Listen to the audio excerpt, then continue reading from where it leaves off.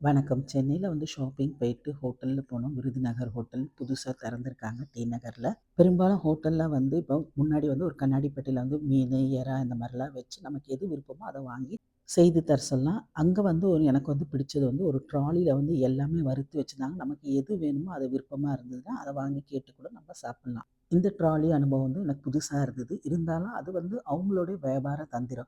ஏன்னா, நம்ம எல்லா பொருளையும் அவங்க வறுத்து எடுத்துட்டு வரும்போது நம்மளுக்கே அறியாமயே அந்த பொருள வாங்கி சாப்பிடணும்னு தோணும்.